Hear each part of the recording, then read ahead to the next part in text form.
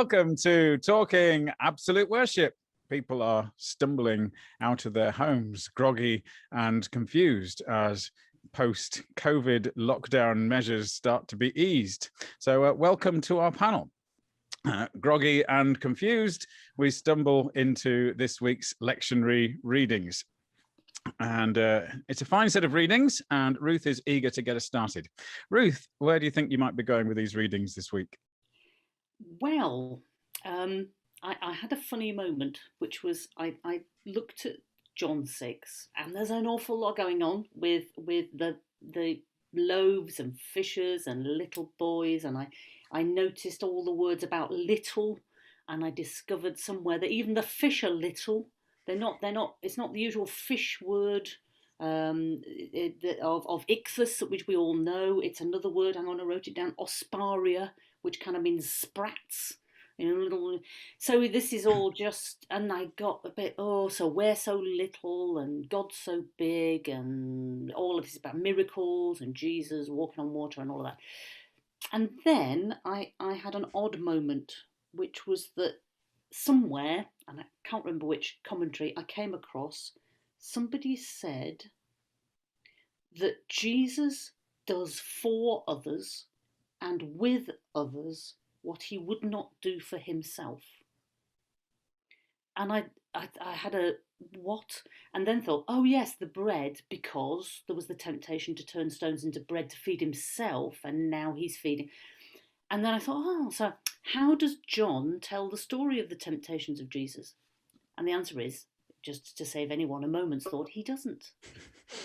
So instead of the temptations, we've got this story, and in the story, Jesus feeds people, right, which corresponds to that temptation to feed himself. There's the bit about ruling, because they want to take him by force to make him king, and there's that temptation about ruling the nations of the world. And then he kind of endangers himself by walking on the water towards the disciples. And there's that temptation about throwing himself down off the pinnacle. And I thought all of that, for me, there was that Jesus, I wrote the quote down because it's so good, does for others and with others what he would not do for himself. And that kind of, for me, transformed the whole story into not just these are miracles and Jesus is making us go, "Core, Jesus, you're so great and we're so little and we're just sprats." And actually, it's Jesus teaching us that this is what it means to be a disciple. This is what it means to do God's will, that you're not in it for yourself, that you're in it with and for others. And so for me, and I have been thinking about Jesus as teacher a bit over the last couple of weeks, that maybe John, who of course is very keen on his signs of who Jesus is, but maybe there's something here that's more than just a sign, that it's Jesus teaching his disciples. This is how to be part of the will of God, to do with and for others, and not just for yourself. And then that kind of was the bit that then took me back to the other readings, which then, instead of becoming just about miracles, became about serving and following and doing things. And the Ephesians then just kind of, yes, of course, rooted and grounded in love, with power to comprehend the breadth and length and height and depth, and know the love of Christ, so that you may be filled with all the fullness of God. So that all of this stuff and all of these miracles and all of these signs are so that we can be part of serving the kingdom. And it just sort of transformed the way that I was looking at John 6, which is a very familiar story with maybe the extra not so familiar bits joined on. And it became for me a reflection about Jesus as teacher, and therefore us as followers of Jesus, which is not to take away the miraculous bits, but that Jesus is trying to do something with and for us, and not just impress us, because although John doesn't tell us the story, we know that Jesus resisted those temptations to do the things that would just impress people, because that isn't what Jesus' ministry and teaching is about. So that's where I went. Yeah, I think that's I think that's really interesting. I think I should be pondering on that during the week, because it certainly is I think there's always a feeling in John that John isn't just telling you the story of something that happened. That John is doing has a bigger project in mind, doesn't he? And he's and there are layers in how John tells something. And I have to confess, I didn't pick that up at all, that one. Although I have often thought to myself, Jesus resisted this temptation to turn bread into stone, but what's he doing now? See, but I think that's a really neat way of reflecting on that. He's not doing it for himself; he's doing it for others. The connection that I was focusing a little bit more on in John, which maybe doesn't come across in the synoptic gospel accounts of this, is him connecting it to the Passover and making or the Exodus and the Passover, obviously just preceding the Exodus. And I don't know how much of this is tenuous or not, but the idea of going up a mountain seems to evoke Moses.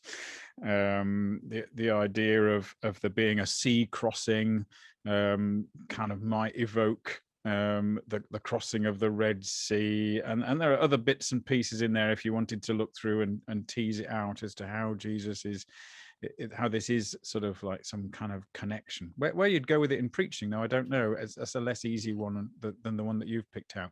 Yeah, Ruth. Well, just I think all of this is this like that. You can disappear down rabbit holes, but it's what we do as people, isn't it? When I'm listening to a song, sometimes you think, oh, that bit, it's like, and your brain goes, oh yeah, it sounds like that song, that interval or that rhythm or whatever. It reminds me of that song. It doesn't mean you've stopped listening to the first song, or you're saying the first song is rubbish, or that all this song is it's like that song. But it's just the way that your brain is kind of relating. Oh yeah, this is because it's all music, and I enjoy it all. And I think with Bible parallels, both the ones I've made, the ones you've made, they maybe help us to think about, well, what is this story doing in the whole big story of God and God's people. And I think they're legitimate things to do and help people with, as long as you don't get completely carried away with this is what it means this because it mirrors that. So it's not forcing it, is it? It's like a parable, but a parable isn't just, well, the yeast is the gospel or whatever. It's saying, well, there are the playing with it helps you to explore and inhabit the story a bit. So I would always encourage people to do that, both in their preaching and in their listening. I think that's helpful. When we were at college, I think it was when we were at college, we were introduced to something which is bizarrely and mystifyingly called the Swedish method of Bible study. I've never really known why it's called the Swedish method, but a little series of pictures that I've adapted a little bit with slightly different pictures to help groups focus on a particular Bible context. And one of them is a light bulb, which is just that question. When I read this, it reminds me of. And I think when I've used this method, that's one of the most creative times that we have, because there's no right or wrong answers. If it reminds you of it, it reminds you of it. So just write it down, and people will write the most interesting things. This reminds me of that. You think, oh yeah, that's interesting, and why? And then it leads down all sorts of paths, which I think can really broaden our understanding of a passage. So I think that's really helpful. I was in the camp. Oh, here's the story of the feeding of the 5,000 again. So it's nice to have a sort of fresh way of walking into that story. So thank you for that. Lithan, where were you thinking of heading? Just to echo your last point there, it is, because it is in all the Gospels, it is a story we get, I think, every year. Because I know we had it last year, because I remember a Zoom service that I did, so I'll share a few things from that later on. But yes, it's why is it that this story is so significant that it gets told the most out of, I think, well, not even the birth story, crucifixion and resurrection we get in different versions, but this is one of the only other things that happens in all four. And it was it that it was the symbolic nature of it? Was it the practicality? Was it that so many people were there and went away and told so many others about it? It became the I was there moment. Oh, well, I was there when he did that, and I got fish and bread, and it was, and there was leftovers, and who was he? And that kind of just the provision of what was needed was so significant to lots of people. So it is, you kind of have to think, don't you? So what else can we say? And this year there were kind of two things that have really struck me about it, and one is to do with the fact that it's Jesus who says there's such a large crowd in John. How are we gonna? And he says to the disciples, "What are we gonna do then?" They go, "We don't know." And it's like, he already knows what he's gonna do. He already has a plan, but he wants to see if they're able to take the responsibility for caring for others. And Philip goes, "It's just overwhelming. There are so many people here. We would need so much money to do something. We're just stuck." And then one of the others, is it a joke? Where he goes, "Yeah, but there's, it's just said it's going to take 6 months' pay to be able to provide the food." And someone goes, "Yeah, we've got 5 loaves and 2 fish." And this little boy's willing to give it. And then Jesus goes, "Yeah, that's enough." And so there's that's enough. And alongside that, Phil and I are watching Diesel at the moment, which is I struggle with pronouncing it. So it's about Orthodox Jews in Jerusalem, and I'm always struck that before they eat anything or drink anything, so they start to drink, they will say, so they'll hold it like this, and I'll say, "Blessed are you, O God of the universe, who's given us this water to drink." And they it's even faster than that, and then they'll start to drink, and it kind of is, it's an instinctive thing they do, but it's just part of life. And I felt that when Jesus took the loaves and when he'd given thanks, we kind of make it like it's communion, but what he's doing is just what you do. He's not doing the breaking of the bread. It's not a significant bit, you give thanks and you share stuff out, because that's just what you do when you eat. And it's that there's just a little bit. He's doing something ordinary, but something amazing happens. And his disciples, they might have done the prayer bit, but they were just overwhelmed.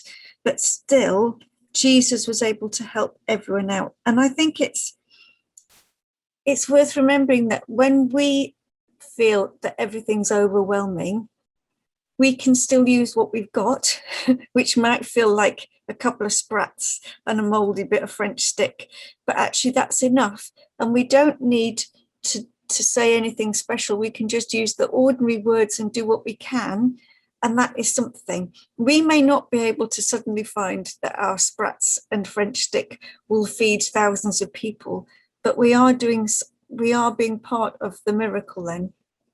And I always wonder whether it is just that miraculously, as in 2 Kings, everything is enough and more from the tiny bit, or whether people started to share what they had as well. And for me, it doesn't really matter which one it is. Everyone is fed. And I think at times when we feel really overwhelmed with there's so much still, Jesus is kind of going, "Yeah, but you've got a little bit and that's enough. You can say a simple prayer and that's enough. And with God's help, amazing things can happen." And I think with that sense of being overwhelmed, I would then put in the Ephesians. And it's interesting that this Sunday that we're talking about is my last Sunday where I am. And so Ephesians feels like a really good thing to think about. And life is very overwhelming, and everyone's a bit unsure about what's going to happen next. And I guess I'm saying you may feel like you're struggling and you've only got scraps, but God can still use that in miraculous ways. But what we need to remember to do is be rooted and grounded in love, because we can praise God. We've got strength in the Holy Spirit. We're rooted in Christ, who fills us with love, and that God's love is, I just love, don't you, that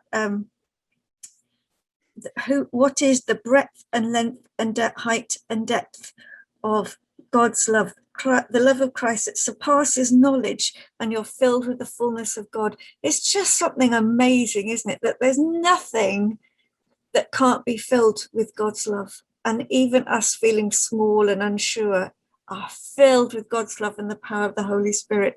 And I hope that would be it, kind of putting those two things together will give people the hope that they need as they go forward in a new way. I think that's really helpful. Thank you, Lucy. But by some weird coincidence, it's also that'll be my last Sunday in the place where I am too. I didn't really realize that. You've given me a new way of thinking about that Sunday, and those words from Ephesians are just fantastic in there, aren't they? I was having a conversation just yesterday on Messenger about I don't know how we even got into here, but a colleague of mine said that Ephesians is the best epistle by a long way, and I agreed. And we had a bit of an Ephesians love-in for a while about how amazing Ephesians is. And I said it's quite difficult to preach Ephesians because Paul just comes out with these golden threads of phrases. Like Ruth pointed out, one that was like a whole chapter long that was just one sentence last week, where he just says it's amazing stuff in words that I couldn't possibly better. So it kind of preaches itself, doesn't it? Without me trying to stumble in to say, and what Paul means by this is, oh, well, that sounds way worse than what Paul said. So, yeah, Ruth. Just with both of you, yes, facing that last Sunday, I had a vision in my head of having balloons with the bits of Paul, those lovely, rooted and grounded, lengthwise and height, and all written on balloons, and inflating them all to be filled, the whole of it filled with God's love. But then it felt a bit more like a celebration of you going, which possibly they won't be wanting to do.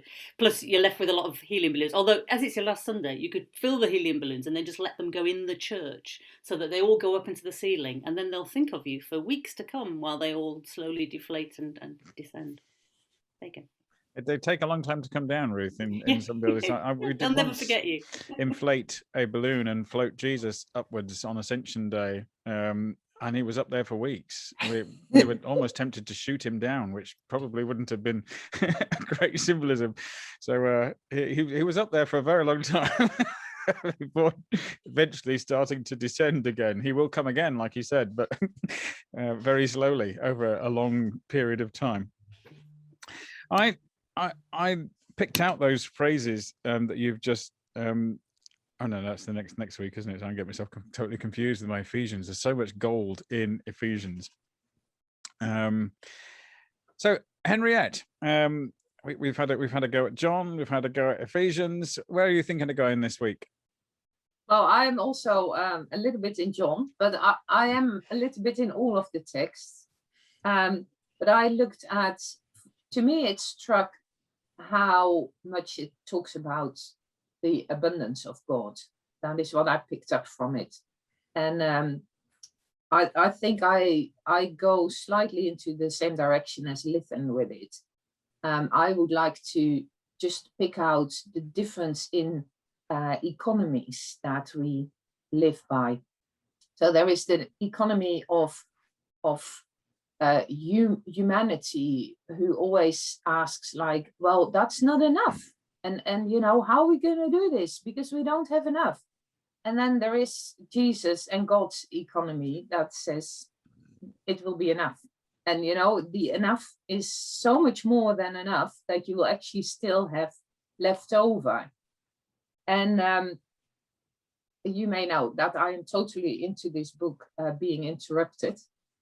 And they talk about that economy too, and how it can be interrupted from the outside in. For example, they tell the story of the woman who anointed Jesus' feet and how she came in from the outside. And I believe that is the case here as well with the little boy.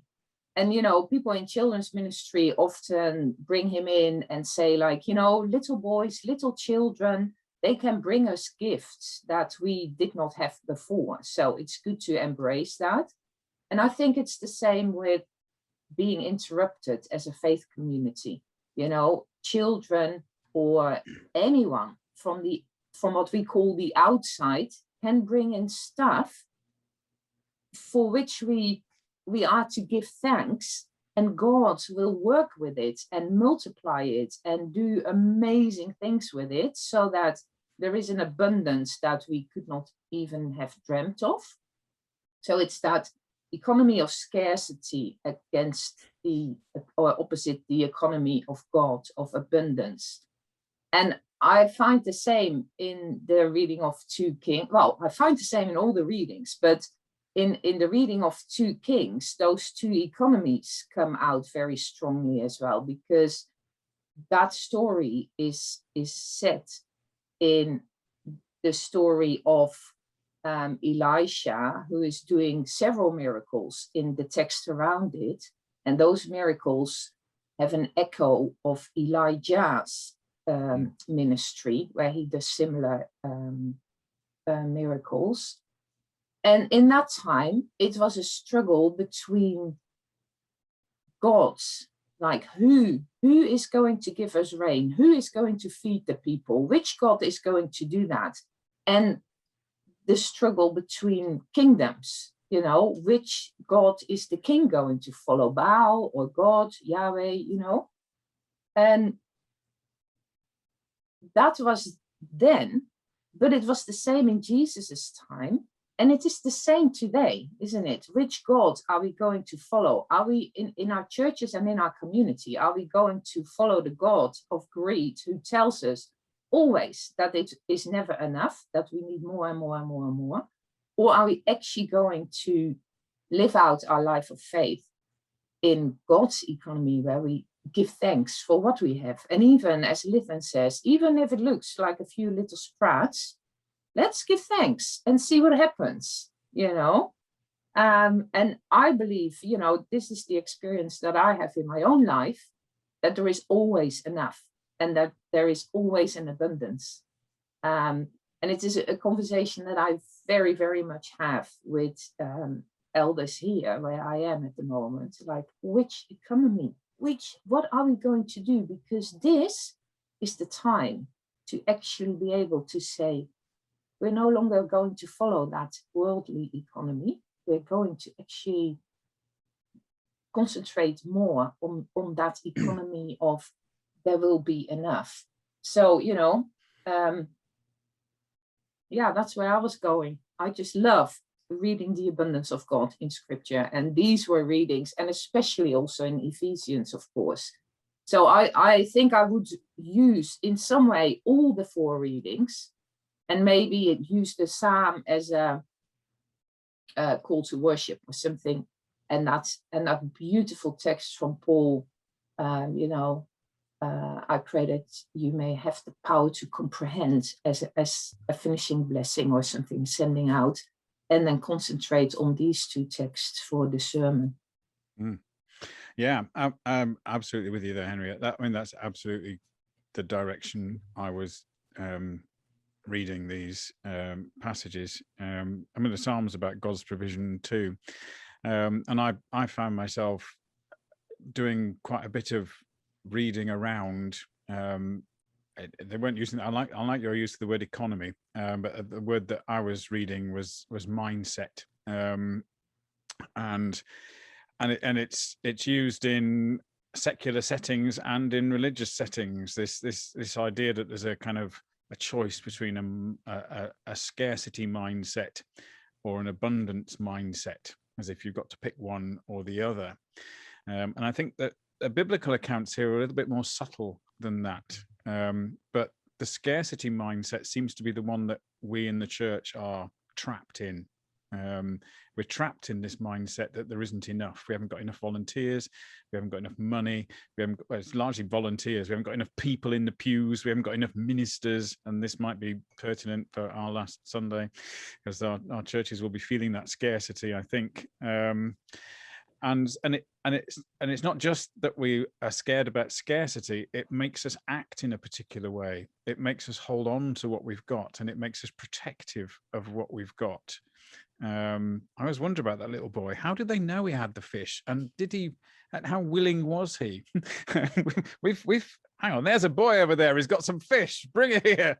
How on earth did they know? Or did he come out saying, I can see that everybody's got no food and I've got my fish? It's not made clear, is it, how that happens? I was just going to say, and it's not a middle way, but I think the biblical way is one that you were highlighting, Henriette. It's not the theology of abundance, which I think can very easily tip over into the prosperity gospel, which is where a lot of the internet stuff goes. If you look up prosperity or abundance, it goes into the prosperity gospel. But as one commentator said, nobody's getting rich in either of these passages. This isn't about anyone getting rich. This is about people whose needs are being met.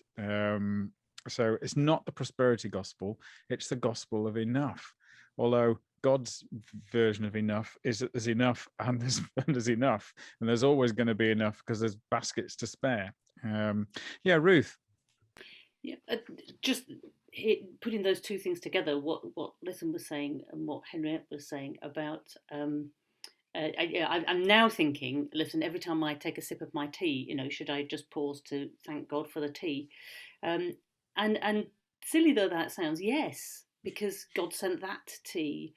And maybe it's the problem with seeing the feeding of the 5,000 or, the hundreds or however 100 people or however many they were in 2 Kings, seeing those as extraordinary feedings is that maybe it makes us forget the ordinary feedings. So it's holding together that this same God does the ordinary and the extraordinary. This same God is in every cup of tea and in every chalice of wine at communion.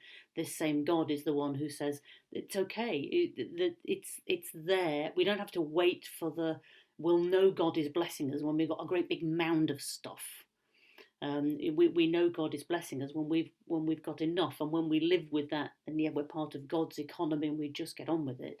Then life all makes sense. And the bit in the psalm, that verse 16 caught my eye. The eyes of all wait upon you, Lord, and you give them their food in due season. The idea that, season by season, food comes, but also, in our own lives, that we have times when we feel that sense of abundance and grace and joy, but we're just as blessed by God when it's a bit harder. And naturally, as Henriette said so clearly, her experience is God comes through. It happens. It works. But God is still there. God is faithful. And if we can rest in that and be part of that, then we move away from that mean, scarce, grabby.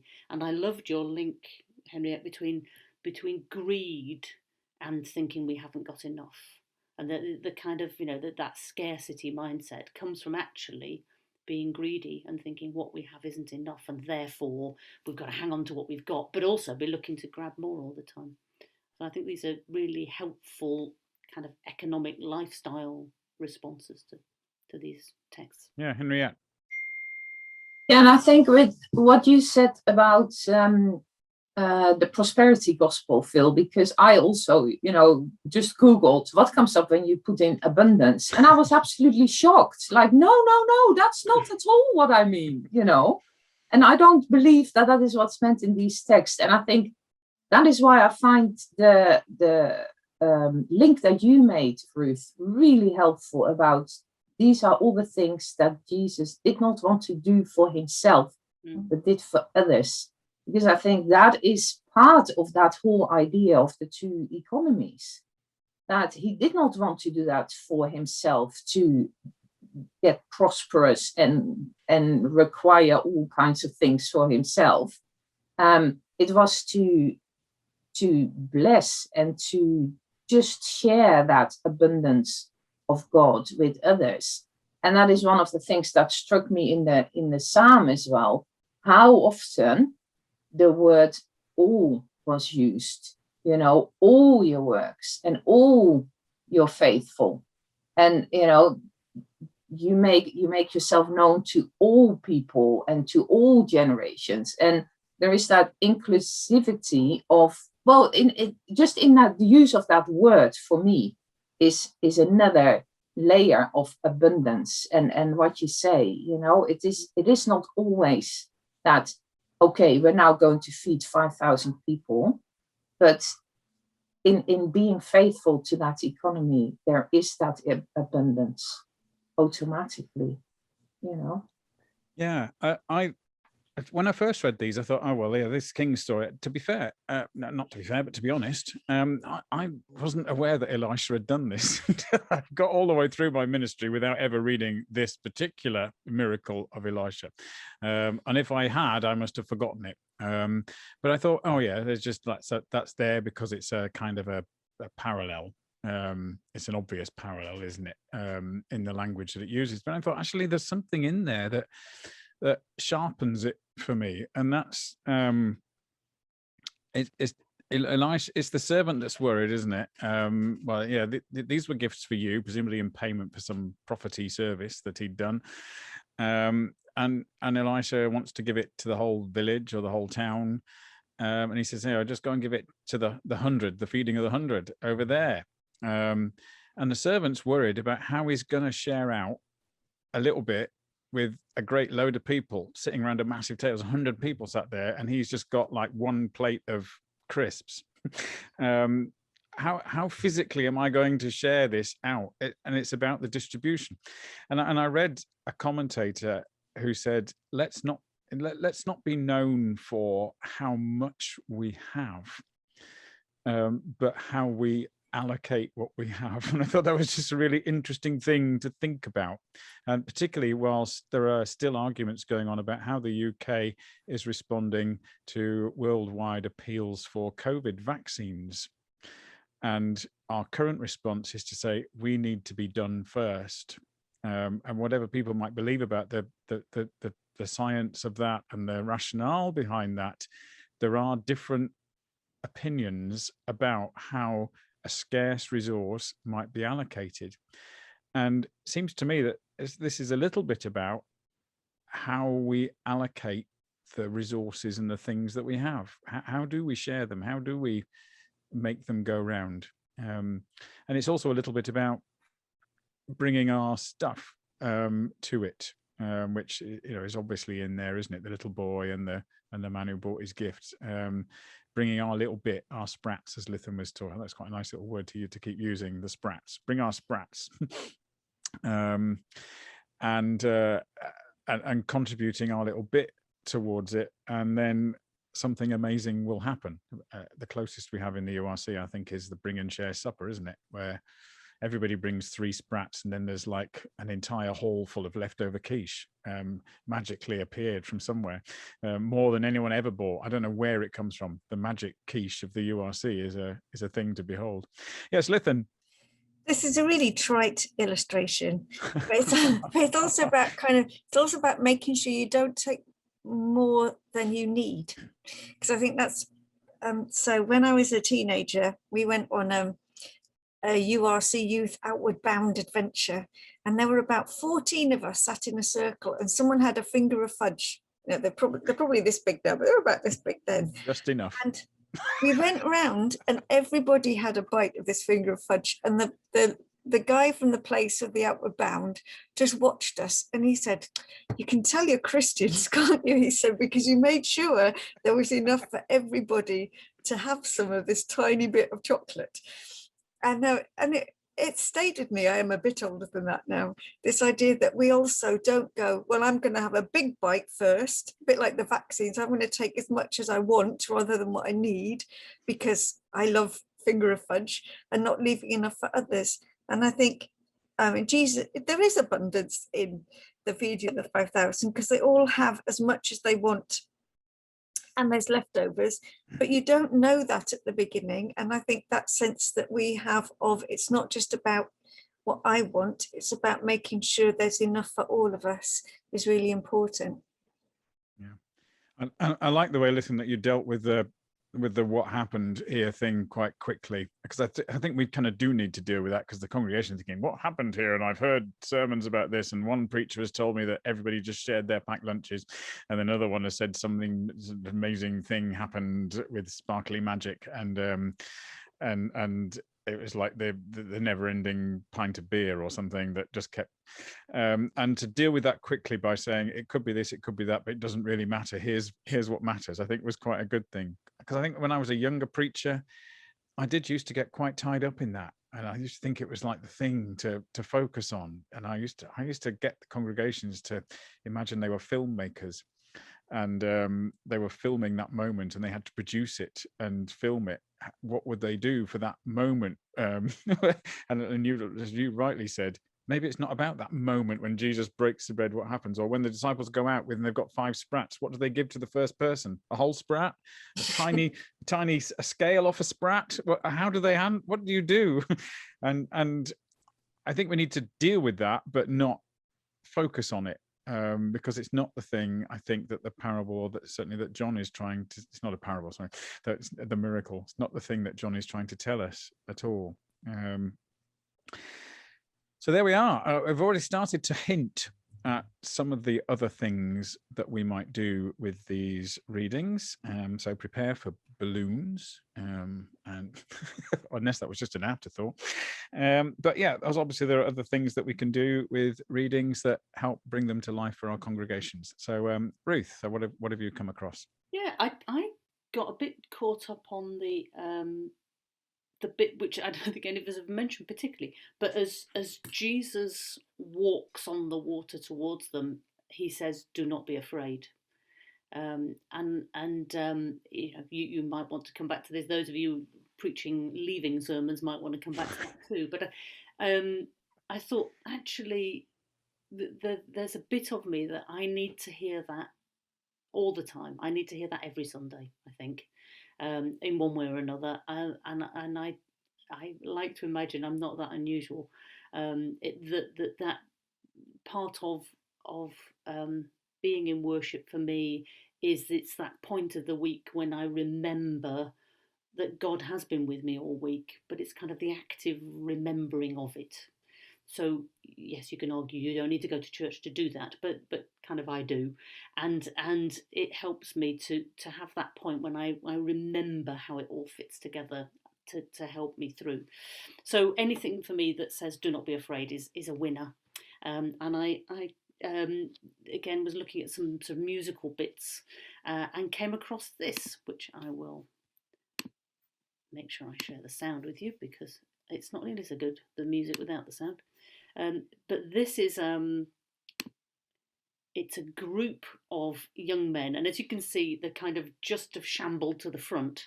It's a Seventh-day Adventist church, actually.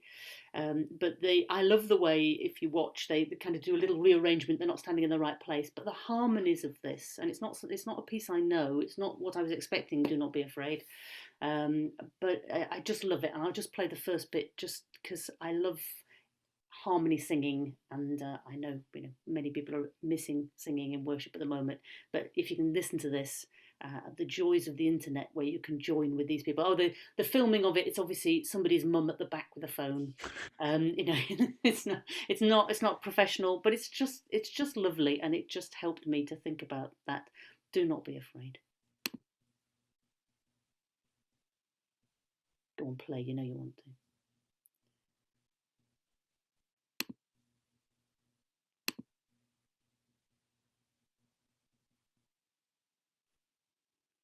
That's my "why isn't the internet working" face. Okay, let's try stopping sharing, and then we'll go back in and try it again and see whether they've woken up. Oh. Do not be afraid. Do not be afraid. Lord, your country. He will find it out when you call on his name. Hang on, I go back to the beginning. Full harvest. Do not be afraid. Do not be afraid. Lord, your country will come.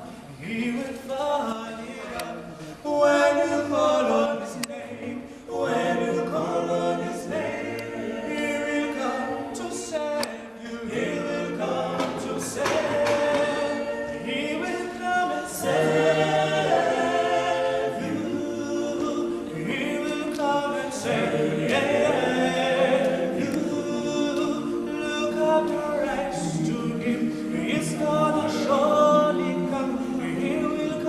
save you. He will come and save you. He will come and save you. Look up the rest to him. He's gonna surely come. He will come and save you.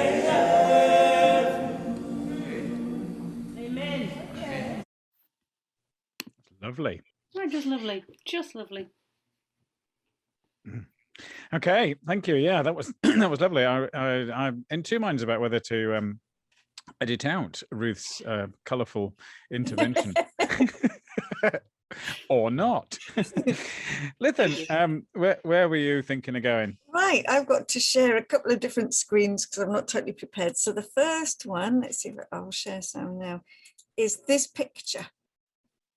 It's not this picture because it's come on the wrong. Right, can you see the picture? Yes. Phew. So this is a Jesus Maffa picture. I'll just make it a bit smaller. And so this is a project in the 1970s in Cameroon. And a Catholic missionary called Francois Vidal worked with the Maffa Christian communities. And they didn't just paint them. They had they had church leaders and theologians and an artist would talk to the communities. They would read the passages and get people to reenact them. I just wonder if it would be a good project for the URC in its Jubilee year to do some of this. And so that then they take photos of the reenactment, and then the artist created these. There's so many, there's how many? 70 beautiful paintings. They're much harder to find on the internet now than they used to be. And you used to be able to buy the posters, and I can't find where you can buy them now. And can you spot Jesus? Is that him in the red there? He's always the one in the red. In all the paintings, you can tell who Jesus is because he's in the red. But you could just use this. And that's what I did last year. I used this really as the focus. So the disciples are the ones in the white with the baskets, and you can, talk about how they're feeling. And who are you in the painting? Are you the mum with the child? So we had people at different, and it was quite a good thing to talk about. Using that, this one's particularly good because it's so busy, but I recommend all the paintings, and just knowing about how it was put together just makes it more meaningful to me. So let's see now if I can change the share. It's always exciting, isn't it? Then right, there we go. So there is, if you want something easy to do, and there'll be children or people who appreciate hearing the story very quickly. There are a few of these different storytellers, and this is someone telling the story of Jesus feeding the 5,000. I'll just play you a little bit so you get an idea of it. So here's where we are in the story. After God created the world, and after people messed up the world by sinning, and after God created a rescue plan for his children, and after he sent his son Jesus to earth as a teeny tiny little baby, Jesus was all grown up. He wasn't a teeny tiny little baby anymore. Not that when he was a baby, he was teeny tiny. He wasn't like a miniature sized baby or anything. It's like babies are already teeny tiny. He was a regular sized baby, okay? Anyway, he was all grown up. He was teaching lots and lots of people all over the place. He was teaching. So it's like that. But it goes on for 5.5 minutes. But it's a really good, lively telling of the story with a good theological point at the end. So if you needed something like that, I recommend that. Then like his teeny tiny baby. Yeah. That kind of thing. I enjoy that sort of thing, and I wish I could do it like that with the pictures, but I can't. So one song I haven't got a copy of. It's a Carolyn Winfrey Gillette, who's a prodigious hymn writer of the current age. So this one goes to Abbott's Lee, which is Glorious Things of Thee Are Spoken, is the one. Do, do, do, do, do, do, do, do, do. But the last verse I think is fantastic. So I'm just going to read that out now. Where is bread? The call is rising. Millions cry who must be fed. God, your answer seems surprising. You, my church, you give them bread. Bread to fill each hungry spirit. Bread for hungry stomachs too. Give us bread and help us share it. Richly blessed, may we serve you. So I like that one. And then there's a more contemporary song that has a very similar feel. Say contemporary. The guy singing it was in Peter, Paul and Mary, which is kind of before my time. So it's not that contemporary. So I'll play you a snip of this one. It's doing it to me now.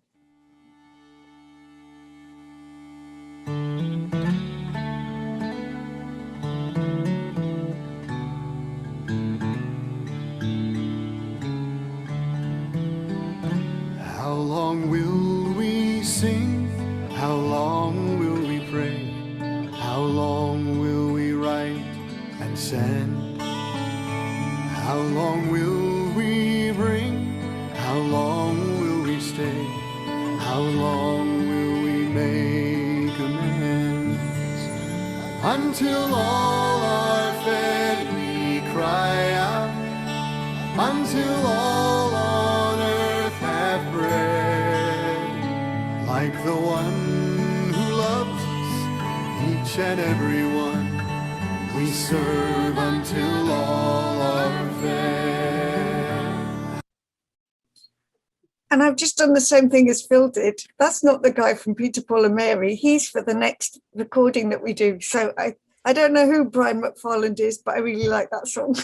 I was trying to work out whether Brian was Peter, Paul or Mary. Well, the guy who is from Peter, Paul and Mary isn't called Peter, Paul or Mary either. Oh, So that just confuses. Peter, Paul and Mary always makes you think of Mary Mungo and Midge. Yes. But I love that, because again, it's about, we have the resources and we're crying out, but we've already got the bread. We have enough, and both of those songs kind of echo that feeling for me. Okay, we ought to say to listeners, other lacy bra manufacturers are available. We don't want to be accused of product placement at all. Pardon? You didn't see Lacy Bra, did you? Yeah, you had a big picture of a lacy bra advert on there. Okay. Oh, it's just my morning. Braless bra, lacybra.com. Yep. There we go. Henriette, I don't know if you can top lacybra.com, but where do you think we're going? To stay with the theme of abundance, I was thinking for that Sunday to actually make a display at the church, because we make a display with harvest, and that's great, and then we display all the abundance. But I thought, we can do that any Sunday, can't we? So I was thinking maybe if it is a communion Sunday, to bring in actually a whole loaf of bread and some grapes, and just make it beautiful, or do something with flowers, or balloons have already been mentioned. Always great stuff, I think, balloons.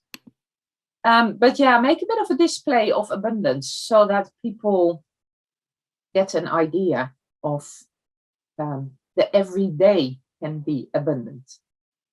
And then I love the pictures of Henry Martin, and he has these beautiful images. Okay, now I'm going to share my screen. Oh, that's always so scary. Yeah.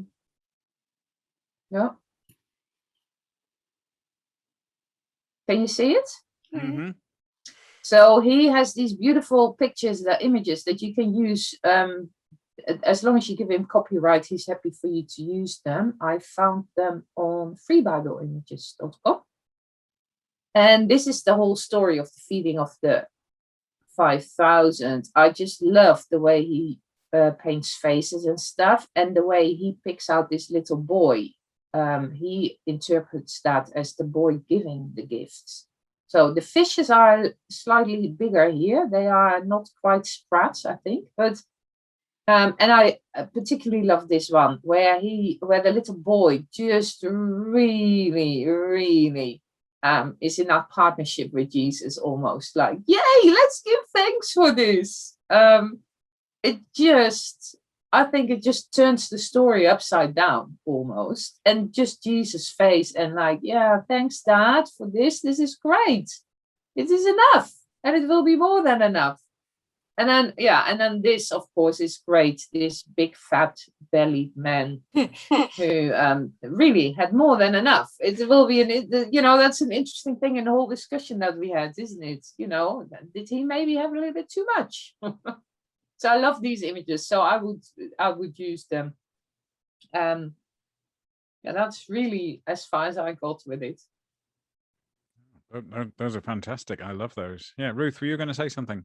I was very struck when you were talking about your display of abundance, Henriette, with something that I've heard makes a big difference in the minister's tea break of people talking about what sparked joy for them this week, and I'd love to say to a congregation, so bring something for the display that is how God has blessed you this week. Whether that's a hug with a grandchild, or it's a nice cup of tea, or it's a beautiful flower, or and you could, I'd love to encourage people to come to church with their hearts full of what they've already been blessed with, and then somehow to show that to the whole congregation. That would be wonderful. Great idea, yeah. Yeah, fantastic. I didn't find any, but I was a little bit struck by the 2 Kings thing. It's only 2 verses, but there seems to be a lot in there in those 2 verses. By this whole distribution thing, how can I set this before 100 people? And what it made me think of, you don't see it so much nowadays, but if thinking back to the dramatic pictures that we had in Live Aid days of famine in Ethiopia, and many since, where aid agencies have finally managed to get aid convoys through a conflict-riven area. And you would often see footage of an aid lorry arriving and a whole throng of people following it. And you're thinking, how on earth are they going to distribute that aid amongst that huge crowd of people? And people are coming with plastic buckets and bowls, and it seems, as I think Lithan used the word overwhelmed, it seems they're going to be overwhelmed by this one little truck of some millet or some flour or rice or something they've got on there, and all of this throng of how on earth are they going to do that? And I thought, yeah, that's where this kind of really hits hits reality, isn't it? And so the person on that truck might be asking the same as that servant, how am I going to make this go round? I haven't got the answer to that, and I'm glad I don't work in that situation, because that is about greed, and that is about how we distribute our resources and how we share and all that kind of stuff. So yeah, that was going around my head a little bit about what this actually means in the real world, where there is scarcity. We can't pretend there isn't scarcity, because there is scarcity, but it prompts a lot of questions about why there is scarcity and how we respond to it. I had a couple of other little things, and one that I'm not 100% sure that I will show you, but I'll think about it. Here's one. It's a little. I like Ruth pointing out that it was a little fish. I'm not even sure this now counts as a little fish, but this is last week. I focused on quite a number of images from Coventry Cathedral, and I hadn't exhausted them, so I put one back in this week. This is also in Coventry Cathedral. It's the Swedish windows, to go with the Swedish study method that I mentioned earlier on. If you know your way around Coventry Cathedral, the text tells you where that is. But I just love that picture of the fish, and so I might use that somehow. I don't know how, but just to focus the mind on a little fish. So nothing startling there. The other thing is this, which is a really well-known story. So I might just play the opening to it, called Stone Soup. You can find 100. Stone Soup. A kindly old stranger was traveling through the land when he came across a village. As he entered the village, the villagers went back to their homes, and they locked their doors and shut their windows. The traveler smiled, and he asked, "Why are you all so frightened? I am a simple traveler, just looking for a soft place to sleep and a warm place for a meal. There isn't a bite to eat in the whole province, he was told. We have no food and our children are starving. Of course, you could tell this story yourself. I do like the way she sort of takes the thing as, we have no food. I think there's a lot of techniques of storytelling that we would do well to learn, and a good place to learn is just by watching other people tell stories and how they do it, how they do characters, how your face might change as you tell the story. So it's the old story of stone soup. There's lots of versions of it. This bloke has a stone. Spoilers here, but you're going to have to hear the spoilers if you want to use the story. He said, no, I've got everything I need, and he's going to make a huge stew. I was thinking of feeding the whole village, actually, and so he boils up a cauldron. He takes a cauldron from out of his cloak. I don't know how he does that. And then he takes a stone and he puts that in, and he says, right, we're ready. But I once had stone soup with cabbage in it, and that was really nice. And so somebody brings a cabbage, and you know how the story goes. And he says, I once had it with a little bit of beef in it, and eventually everybody brings their little bit, which obviously connects into the story. The other thing I had, I really was I don't know why it's doing that. That's not what I wanted. The other thing I had was really prompted by about Elisha, because Elisha doesn't appear that often in the lectionary, and I was kind of struck, and I thought it's kind of struck that the lectionary picks the tame bits of Elisha. That, you know, the bit that maybe fits in with the feeding of the 5,000, that's acceptable. But the other bits of Elisha is weird. And I think I will include this. I don't know if I will use this in an actual service of worship, but it made me think about last week and Pentecost and preaching about God being wild and untamable. I'm kind of wondering if we've tried to tame Elisha a bit by only including 2 verses in the lectionary and not the rest of it, because of course there is another famous story there's lots of stories from Elisha that are really weird and depict a God that's not easy, or an understanding that's not easy to pin down or to deal with or to think about. It's a wild story of a very complex person trying to serve God, and it's that one. Elisha is teased by some kids for being bald, and bears come out and savage the kids. I don't know if it's more horrific because it's done in cartoon form. That's on a site my kids used to visit an awful lot, probably still do, called DeviantArt. It kind of makes the point that we try and make the Bible palatable, but some bits of it just are not palatable and really very difficult to deal with. And Elisha is one of those characters. So I don't know whether you could sensibly use that or not. But maybe it might inform the way you think about Elisha and how we use Old Testament texts and how we deal with that kind of stuff in the Bible. I don't think I'd use that with children. Well, yeah, exactly. So, yeah, the Bible is not appropriate for children.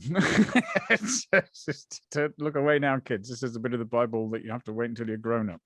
Well, not that picture anyway. Well, the words are just as bad as the kids got savaged by the. I've read some accounts trying to soften this by saying, well, they probably weren't children; they're probably teenagers. Well, that makes it much better. And I said they might not have been killed, just mauled. I thought, oh well, in that case, it's perfectly fine. But there you go. Use with caution, perhaps. There's probably tons more to say about these readings, but only one opportunity to preach this year on them. So, as we often say, choose wisely. There's loads of themes you could get your teeth into there, and I hope between us, one of us maybe have given you a little spark that you can now run with and make your own running, and make this real for your congregation in the situation that they are currently in. But as we dedicate you to that task, Lithan is going to pray with us. And I'm going to use Paul's words because they are so good. But I think this is just a fabulous prayer for everybody who is preaching this week. I pray that according to the riches of God's glory, God may grant that you may be strengthened in your inner being with power through God's Spirit, and that Christ may dwell in your hearts through faith, as you are being rooted and grounded in love. I pray that you'll have the power to comprehend with all the saints what is the breadth and length and height and depth, and to know the love of Christ that surpasses knowledge, so that you may be filled with all the fullness of God. Now to him who by the power at work within us is able to accomplish abundantly far more than all we can ask or imagine, to him be glory in the church and in Christ Jesus to all generations, forever and ever. Amen. Amen.